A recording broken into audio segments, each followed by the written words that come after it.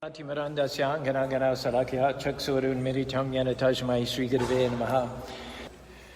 we'd like to talk about being calm in crisis. Why is it in life that we can be happy, full of calm, contentment, everything's good, looking good, feeling good, life is good, great job, great children, great home, and then out of nowhere we're hit by turbulence.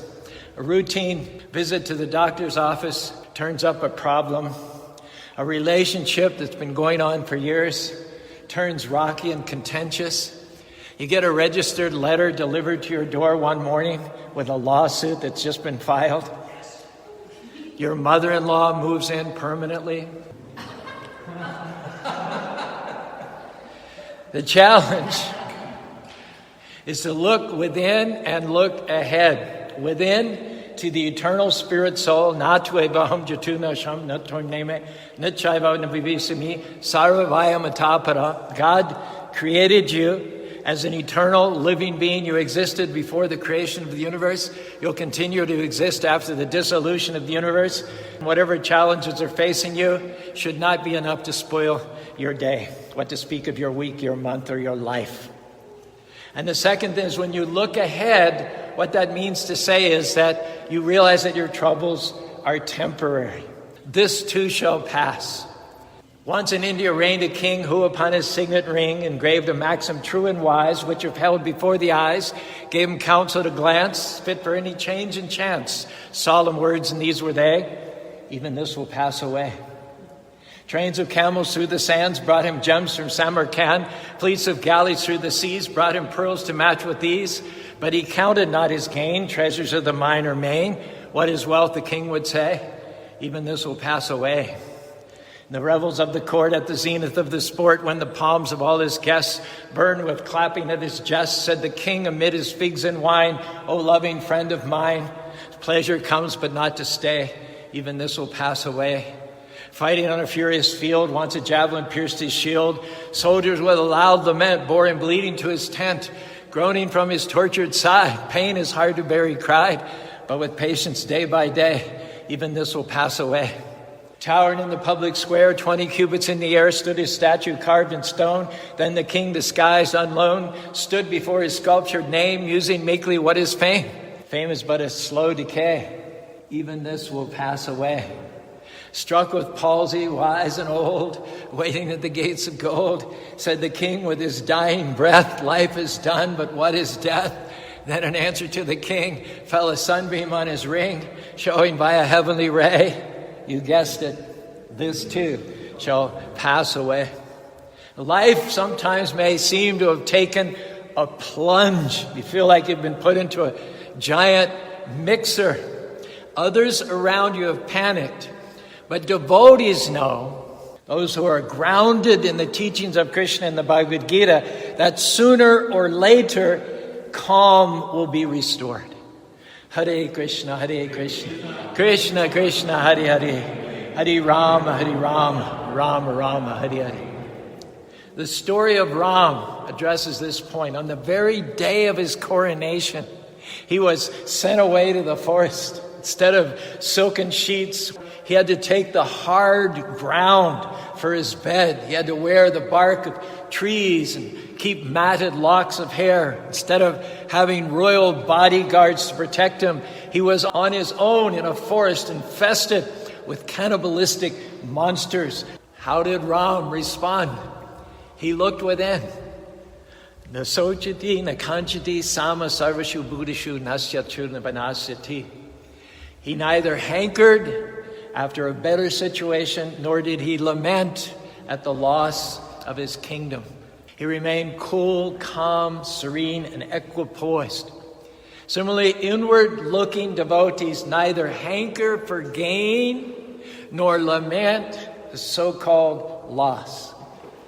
Matrash parshash tukante asitosni shuka agama painon tamstiti nasa bharata.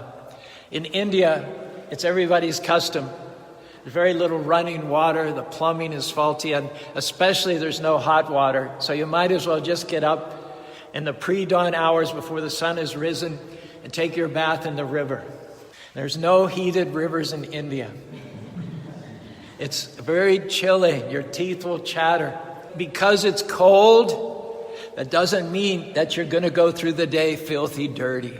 You're going to put up with it. There's nothing you can do to change the fact that rivers, with all of our technological advances, AC and central heating, there's still no central heating for rivers. So there's nothing you can do about it. Just put up with it. Just tolerate. You have to do it in order to get clean. Cleanliness is next to godliness. Still in India, without AC in the villages, the women cook over an open fire. The temperature outside is 115 degrees. They're wearing a hot sari. So it's not that they can start peeling off layers of clothes and getting something a little more skimpy. That's not acceptable. They have to just go ahead and tolerate it. That's what Ram did. Some things you can't change, some things you don't want to change. They're for your own betterment, to mature you, to grow you, to take your character up to the next level. Everything is temporary. It did not come to stay, rather it came to pass. You may be at present in a miserable condition. The law of karma dictates sooner or later, if you just tolerate your present miserable condition, things will change and you will find yourself in a happier condition.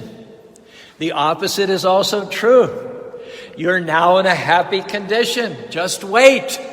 Sooner or later, you'll be in a miserable condition. Now, knowing this, you can seek the middle ground in your consciousness. What is that? Cool, calm, equanimity.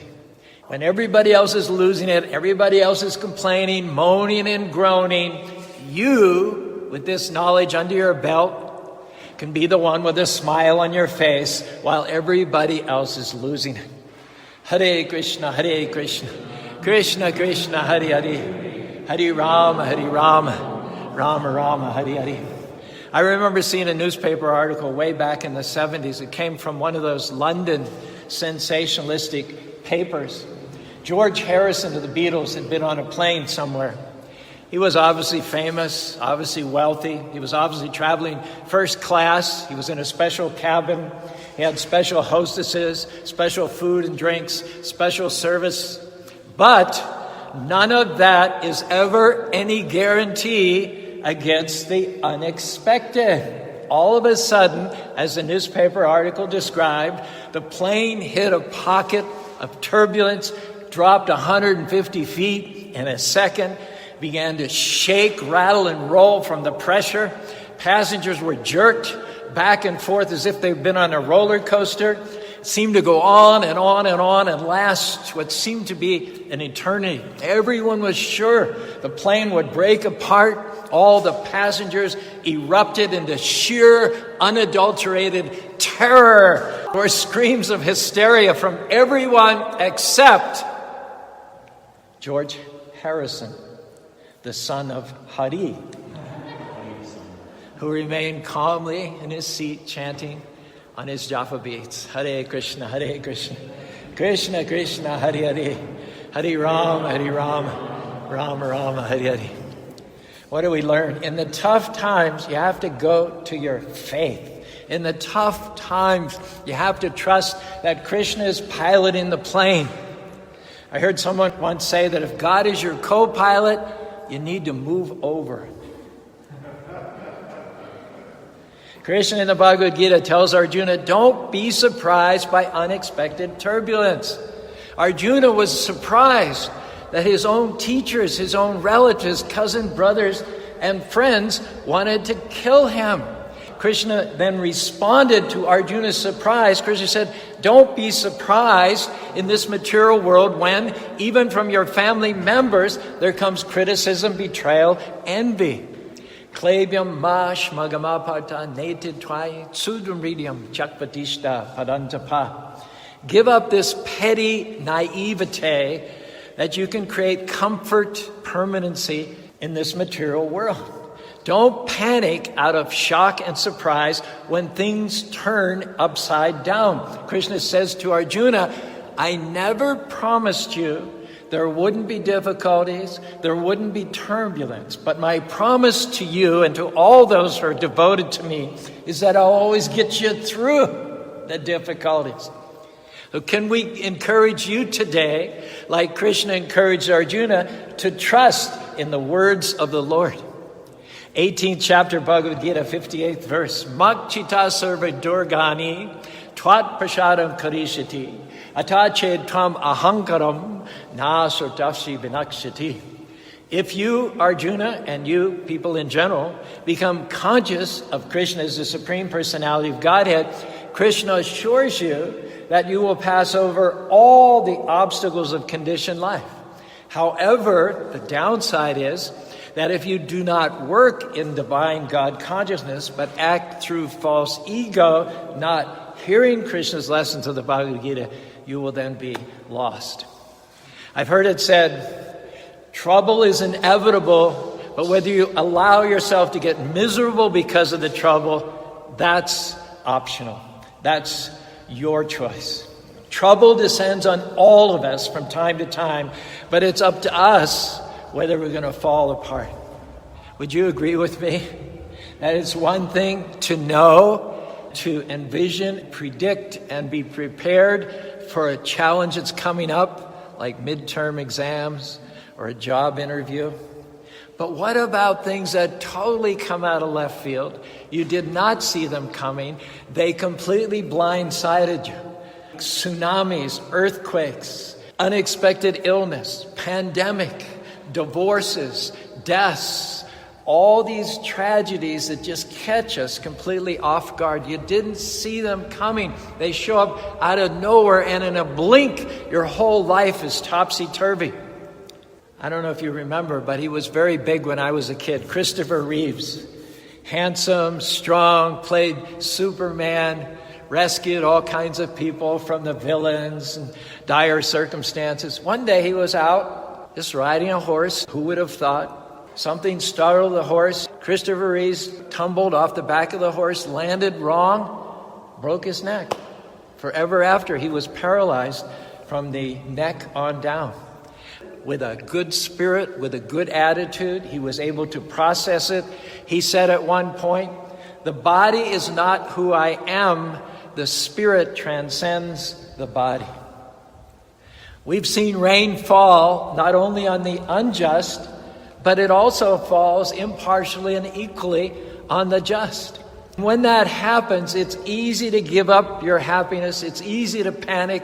It's easy to question God. It's easy to fall apart, lose your faith. But we have to realize that crisis is not a surprise to Krishna. It may be unexpected to us, but Krishna knows the end from the beginning. Nothing happens outside of his knowledge. Krishna would not have allowed that unless he had a purpose for it in your life. Now, it may seem from time to time that everything is spinning wildly out of control, but can I tell you that no matter how uncontrolled it seems, you are in a controlled environment. Krishna, or God, has you in the palm of his hand. Nothing can happen without Krishna's permission. Our attitude should be, this surprise may look like a setback, but I know it's a setup for God to show his power in a greater way. As many of you know from reading the Mahabharata, the epic of Greater India, because of Jayadratha, who wasn't even a significant warrior, he wasn't on the level of Bhisma or Dronacharya, Ashwatthama, he's just kind of a mid-range warrior who had a grudge against the Pandavas, had gotten a boon from Lord Shiva that he would be able to stop 4 of the Pandavas on one day of the hostility, something he would not ordinarily have been able to do, save and except for the boon of Lord Shiva. So because of Jayadratha keeping his uncles from protecting the 16-year-old Abhimanyu, even at a time when Krishna was on a different part of the battlefield, driving Arjuna's chariot, that 16-year-old boy, Abhimanyu, was ganged up upon by 7 mature veteran warriors and killed, slaughtered unfairly. Now, skeptics may have pointed to the death of Abhimanyu and said to Arjuna, Arjuna, what good is your faith? What good is your devotion? What good is your God? He couldn't even protect your son, even though he was right there on the battlefield. Here's the secret. Krishna allowed the tragedy to happen so that he could turn Arjuna's test as a father into a testimony of his faith in the Supreme Father, the personality of Godhead. The next day, according to his vow, and against all odds, Arjuna, with the help of Krishna, killed Jayadratha. Duryodhana's spies had heard about Arjuna's intention to kill Jayadratha on the following day, and anticipating that, he organized his army of 4 million soldiers in a needle formation which extended 49 miles long with Jayadratha at the back. So in order to fulfill his promise, Krishna had to drive Arjuna's chariot either over, around, or through 49 miles of 4 million soldiers divided into charioteers, cavalry, infantry, and elephant soldiers. And against all odds, Arjuna killed Jayadratha just at sunset, in spite of his being protected by all the heroes of the Kauravi army, in spite of his being behind 49 miles worth of 4 million soldiers. Not even all of that could save he who offended Krishna's devotees. Krishna's purpose in bringing crisis is often to show us his awesome power. He wants to show his favor in such a way that the ungodly will run with their tails between their legs, and the devotees will celebrate by rejoicing. Haribo! Haribo! Hare Krishna! If you view adversity as an opportunity, Krishna will use you as an example, just as with Arjuna. Krishna wants your neighbors to say, how in the world did she get well? The medical report said she was finished. How in the world did he get that management position? 6 months ago, he was laid off from his work. Now, we're never promised that challenges won't come, but we are promised that the challenges will never get the best of you if you keep a good attitude and stay in faith. Deceitful people will never get the best of the devotees. The devotees will always get the best of them. Just do your part and keep Krishna first place by chanting his holy names every morning, and he'll bring you out better off than you were before. Why? Because you and Krishna are a majority.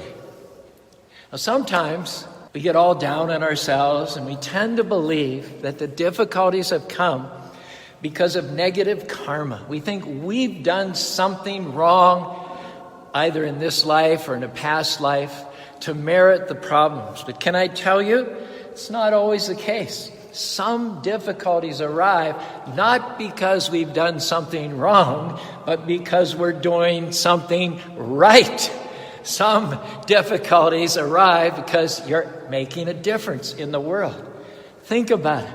Of all the 8,400,000 species of life, the only one in which we can take new ground for the kingdom, show our faith in the greatest way, is in this unique human form of life. In this form of life, we can serve Krishna, put him first place, yad kodosi, yad ashnasi, yad dahosi, dadasi yad. In all that we do, in this human form of life, uniquely we can pursue excellence in devotional service. Hare Krishna, Krishna Krishna, Hare Hare, Hare Ram, Ram Rama, Hare. The enemy Maya's job to keep us in this material world is completed if you settle into mediocrity, get complacent where you are, or even judgmental about the people around you. You may be religious, but nobody wants to be like you, turning people off with your sourness. If you're bitter and discouraged, that's not only going to keep you from your destiny, but it will also push people away. if, on the other hand, in spite of your challenges, you keep being your best, smiling, being good to people, even if they're mistreating you, keep doing the right thing, even when wrong things happen to you again and again, those troubles are a sure sign in your case that amazing things are in your future. Have confidence that your happiness will be fully and abundantly restored. Your test will become a testimony to others. Once I heard about a farmer. He planted a field full of the highest quality seeds. However, his neighbor, who was envious, came at night and planted weeds in that same field. The weeds started to come up along with the wheat. His workers asked him if he wanted to retaliate by them going at night planting weeds in the neighbor's field. He said no. Well, they said, then do you want us to rip out the weeds in your field? He said no. Let them both grow. If you try to rip out the tiny weeds now, you may trample the wheat. Or due to inexperience, you may mistake the wheat for the weeds and pull that out by mistake. Let them both grow, and in the fullness of time, we'll easily distinguish one from the other. What do we learn from this little parable? Every action will reap its reaction in due course of time. Some deeds that in the beginning we judged were weed-like may surprise us and reap a positive result. We don't know how God is directing others to accomplish His will. And some actions which seemed wheat-like in the beginning may bring a result the opposite of what we intended. For instance, some holier-than-thou people think they are wheat, but if the truth be known, they're weeds. Other, more humble souls think they are weeds who are actually wheat and are more pleasing to Krishna than the self-righteous, judgmental people. Most weed-like people, in fact, don't think they're weeds. They boost their self-esteem by favorably comparing themselves to others. Well, at least I didn't marry who she married.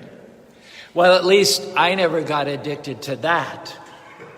Well, at least I never missed church.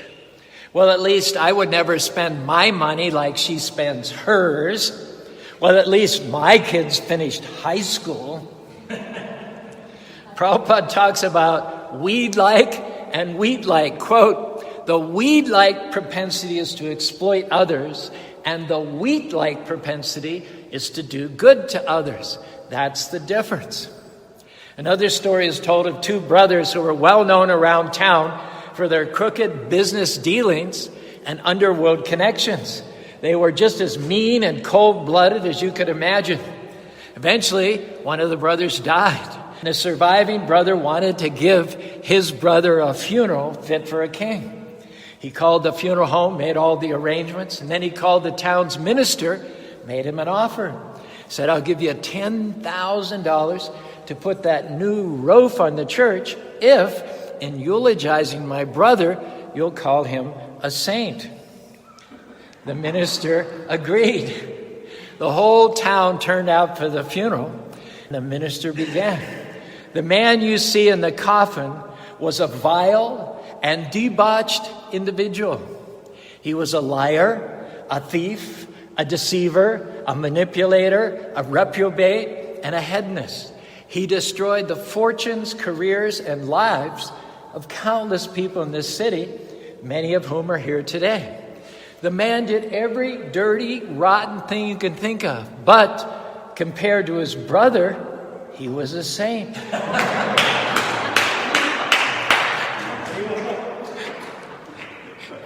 Can we tell you, don't jump to conclusions early on. Wait until the end of the movie. Rather than rushing to judgment, being eager to pay someone back, better to be patient, be calm, and see what the harvest brings. At that time, the weeds can be identified, pulled up, and the wheat preserved. Krishna was on the planet 125 years. His mission was paritranaya sadhanam, to protect the devotees, vinasya duskritam, and to annihilate the miscreants. But he didn't rush. He was on the planet, as I said, 125 years. He waited until his 90th year to pull up the weeds. He allowed time for the seeds, both good and bad, to mature, for polarization to take place. Things which had been planted and deeds which had been performed 10, 20, 30, 40 years before, even from previous lifetimes, he didn't rush to harvest. It is said, the mills of God grind slowly, yet they grind exceeding small, though with patience he stands waiting, with exactness grinds he all. Similarly, as we mentioned earlier, there were so many crimes committed towards Lord Ram, but he didn't retaliate. He remained mild, peaceful, non-reactive. Even the day before his combat with Ravana, he was still doing the right thing, still planting good seeds for the future. Even at the 11th hour, he said that he would forgive Ravana if Ravana would return his wife and make amends. Rama wanted always to do good, even to his enemy. Rama was too busy planting good seeds to worry about the weeds. Similarly, we need to have faith that Krishna's brought us this far. He's not going to fail you now. That sudden, unexpected setback, which seems to have taken the wind out of your sails, which was got you worried, can I tell you it's a setup for a comeback? Sometimes it seems that your enemies have the upper hand. Your enemies seem to have gotten the best of you.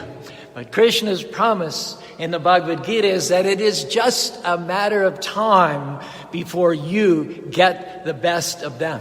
Be patient, have a good attitude. We read how it was that Mother Yashoda tried to bind up Krishna with a rope around his waist. She got one piece of rope and found it was 2 inches too short. She tied another piece of rope to that first rope and still couldn't join them. They were still 2 inches short. She found a third piece of rope and lengthened the first two, but when she tried to join them together, it was still 2 inches too short. What do we learn from that? When your enemies think they have you just where they want you, outnumbered, out-tricked, outmanned, Krishna will always be 2 inches out in front of them. In the Bhagavad Gita, 10th chapter, 16th verse, Krishna says, Dyatam chaletam ashmi, tejas tejashvinamaham, jayoshmin vivashayoshmin, sattva sattvataham.